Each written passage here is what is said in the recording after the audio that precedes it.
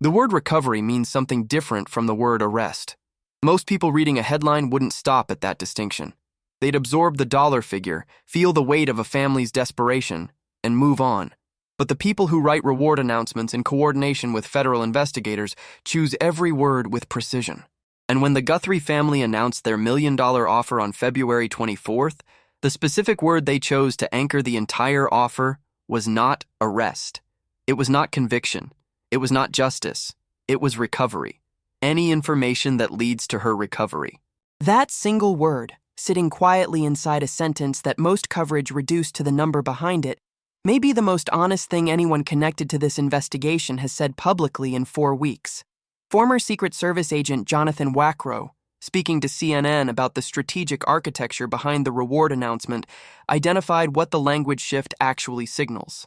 The FBI's prior reward offers had been framed around location and arrest, two outcomes that require a living person, an active investigation producing a prosecution. The family's $1 million offer requires neither. It asks only for information that leads to finding her in whatever condition she is in, wherever she is. Wackrow described the transition as a family moving toward acceptance of a full range of outcomes, including the possibility that Nancy is no longer alive, while maintaining the public posture of hope, because hope is the only posture available to them. That is what Day 26 looks like in the Nancy Guthrie investigation. Not defeat, not resolution. Something harder than either. A family that has been living inside the worst weeks of their lives publicly, processing grief and hope simultaneously in front of a national audience, while investigators work through forensic obstacles that were not in anyone's original script for how this case would unfold. Nancy Ellen Long Guthrie was 84 years old when she disappeared from her home in the Catalina Foothills neighborhood north of Tucson on the early morning of February 1st. She had spent the evening before at her daughter Annie's house, playing cards and having dinner with family. Her son-in-law Tommaso Cioni drove her home. The garage door closed behind her at 9:50 p.m., according to the digital timestamp recorded in the security system. That is the last moment before the record of her ordinary life ends, and the record of what investigators have spent 4 weeks trying to reconstruct begins. At 1:47 a.m., the doorbell camera at her home disconnected. At 2:12 a.m., one of the home's systems detected motion near the property. At 2:28 a.m., Nancy's pacemaker monitoring app on her phone showed the device had disconnected, indicating she was no longer within Bluetooth range of the handset. Her blood was found on the front porch. The Nest doorbell camera had been physically removed from its mount. Her phone, her medications, the everyday objects of a life in progress, remained inside. The investigation moved from missing person to criminal case within 24 hours. Homicide detectives were assigned on day 1, which is standard protocol when evidence at a scene indicates a crime rather than a voluntary departure. The Pima County Sheriff's Department became the lead agency, working alongside the FBI, U.S. Customs and Border Protection, and a web of federal and state resources that eventually put more than 400 investigators on a single case involving an 84-year-old woman in a quiet desert neighborhood. The scale of that response reflects two realities operating simultaneously. The first is the genuine urgency of the circumstances: an elderly woman with documented heart conditions, a pacemaker, and a daily medication regimen for high blood pressure taken against her will into an environment where none of those medical needs could be reliably met. The second is the presence of Savannah Guthrie, Nancy's daughter, co-anchor of NBC's Today Show, whose national platform transformed what would have been a significant local case into a story that the White House was tracking in real time. President Trump told reporters aboard Air Force One that he was following the investigation closely. White House Press Secretary Caroline Leavitt said the president watched the February 5th press conference and had spoken directly with Savannah. The attention brought resources. It also brought complications. Within days of Nancy's disappearance, multiple news outlets began receiving correspondence claiming to be from her captors, demanding Bitcoin payments with deadlines attached. A California man named Derek Colella was federally charged for sending fraudulent ransom communications to the Guthrie family, attempting to exploit their desperation for financial gain. When announcing that arrest, FBI Phoenix Special Agent in charge Hythe Janke specifically noted that the Bureau was separately investigating a different ransom demand as potentially having originated from the actual perpetrator. That distinction, one confirmed fake, one still under active evaluation, has never been resolved publicly. The ransom notes that arrived at local Tucson stations KOLD and KGUN and at TMZ described Nancy as okay but scared. They included details about personal items in her home, including the placement of her Apple Watch, that had not been publicly reported. They demanded substantial Bitcoin payments to specific wallet addresses with deadlines. Both deadlines passed. No confirmed payment was made. The wallet addresses were monitored by investigators. On the same day the FBI released the doorbell camera footage in mid-February, a small transaction of approximately $152 was recorded into one of those addresses. Authorities have not publicly connected that transaction to anything meaningful in the investigation. A $150 deposit into a wallet connected to a ransom demand seeking millions is not a ransom payment. What it is remains unexplained. The footage itself, released by FBI Director Kash Patel on February 10th, after days of technical work with Google to recover data from the Nest camera's back-end systems, produced the most significant investigative development of the entire first 2 weeks. The camera had been physically removed from the property, and Nancy did not have an active cloud storage subscription, which initially suggested the footage was unrecoverable. But Google's forensic engineers, working with law enforcement under legal authorization, accessed residual data in back-end infrastructure and recovered images and video that had been considered lost. What the footage showed was a man, masked, gloved, wearing a dark jacket and light pants, carrying a black backpack with reflective straps, a firearm in a holster positioned unusually near the center of his waist. He approached Nancy's front door, raised a gloved hand toward the doorbell camera, turned back, picked up vegetation from a nearby plant, and used it to obscure the lens. He held a small flashlight in his mouth during part of the sequence. In a separate clip, he was visible walking through the home's archway with his head tilted downward. Multiple law enforcement analysts who examined the footage publicly identified the same behavioral signature. Former FBI Deputy Director Andrew McCabe said no person with law enforcement or military training would carry a firearm in the position visible in the video. Steve Moore, a retired FBI supervisory special agent, noted that the suspect appeared to have a pistol designed for concealment, paired with a holster made for an entirely different type of weapon.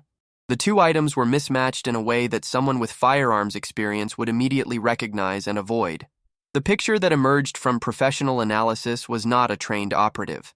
It was someone who equipped himself from what was accessible and affordable without the knowledge base to understand what the choices revealed about him. The backpack confirmed that profile. The FBI identified it as a 25-liter Ozark Trail hiker pack in black. Ozark Trail is Walmart's private label outdoor brand, manufactured exclusively for the retailer and unavailable through any other major commercial channel. Sheriff Nanos described the backpack as one of the most promising leads in the investigation and confirmed that Walmart had provided authorities with purchase records for that specific product going back several months.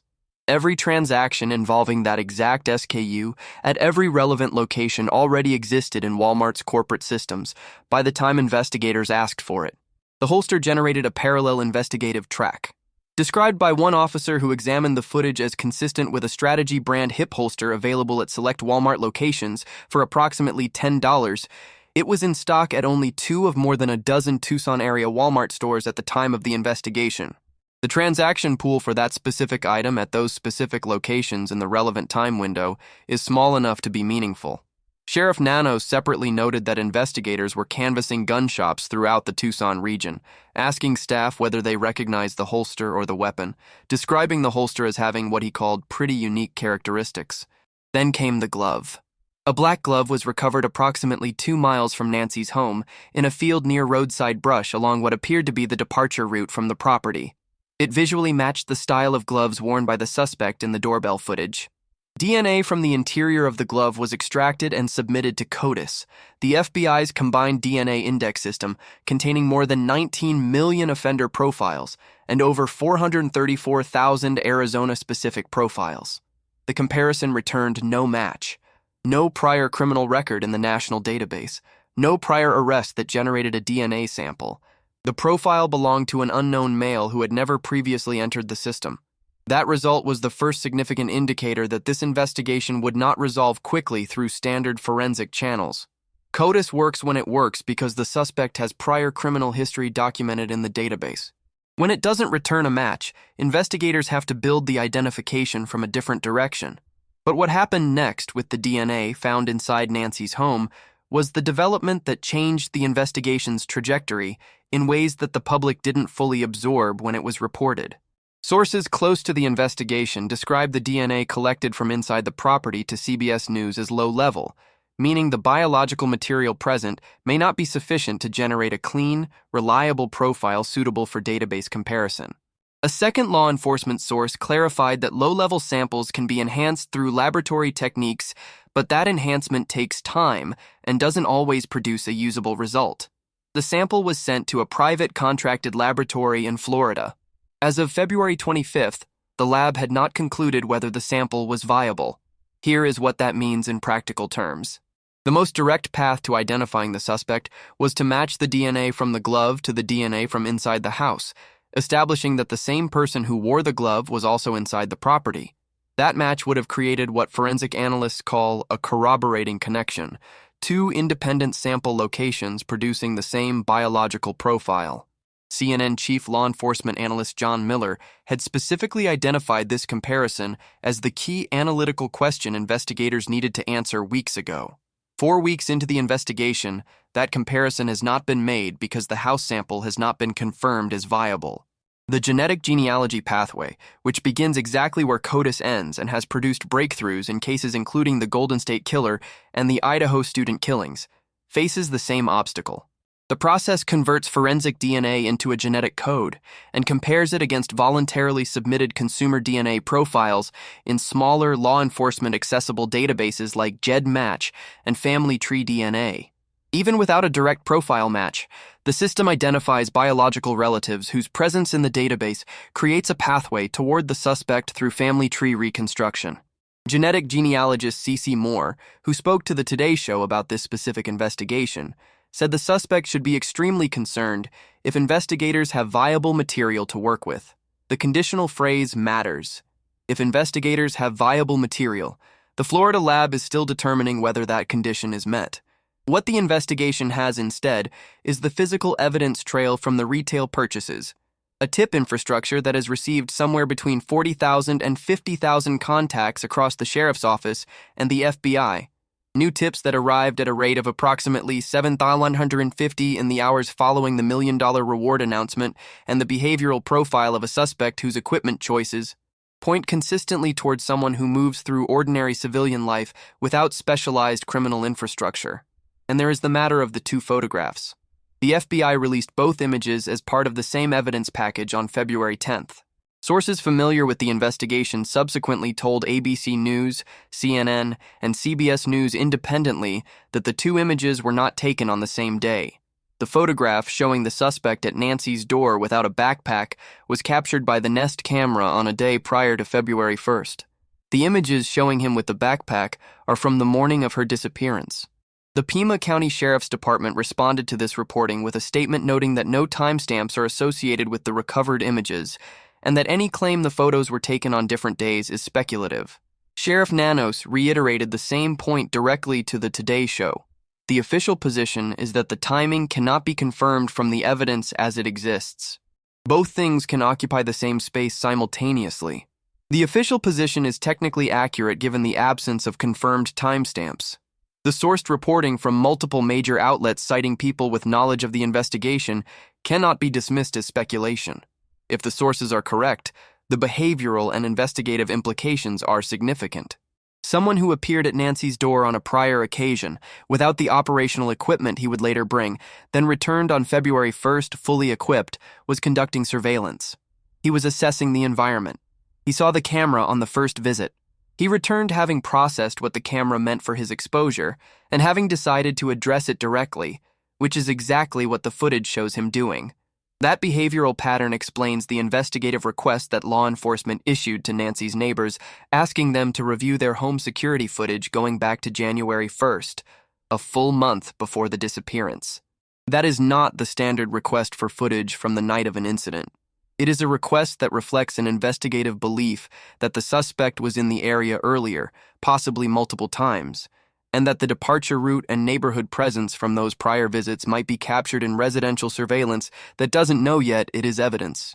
Former FBI agent Jason Pack, speaking to ABC News about the two-visit theory, offered the precise analytical framing. If the same person visited on a prior occasion, it indicates the presence of planning and preparation that elevates the sophistication level of the operation beyond someone acting on impulse. It changes the investigative profile in ways that affect where resources are directed and what patterns investigators look for in the prior surveillance footage.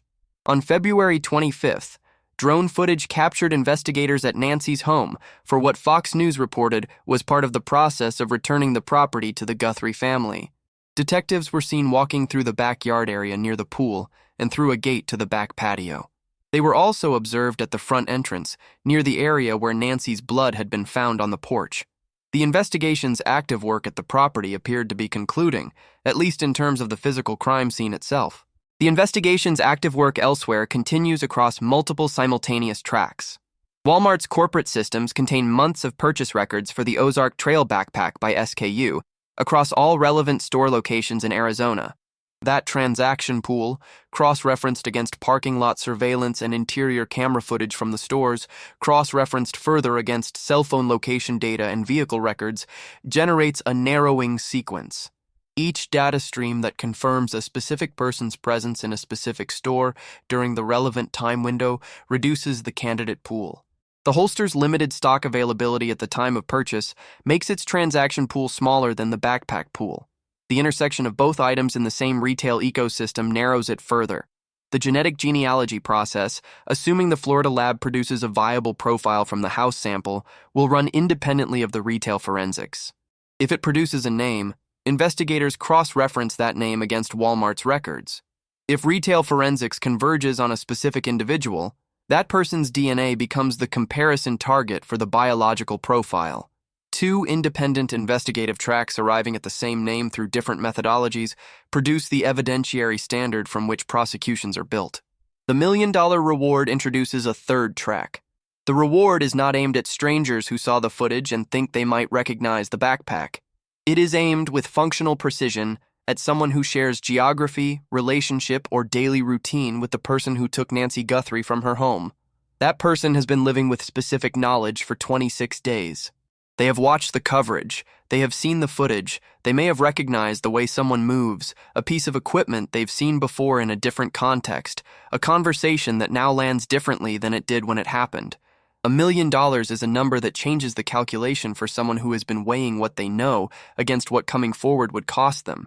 Jonathan Wackrow identified the specific risk the reward creates alongside the opportunity. Offering a large public reward while simultaneously leaving the door open for the abductor to do the right thing, as Savannah's earlier messages had framed it, creates competing messages. One invites the perpetrator toward an outcome that preserves some agency.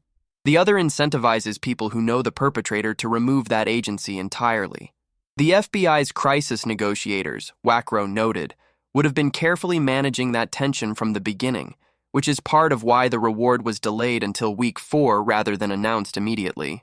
The language of that delay is itself worth reading. The family was ready to offer the $1 million early in the investigation.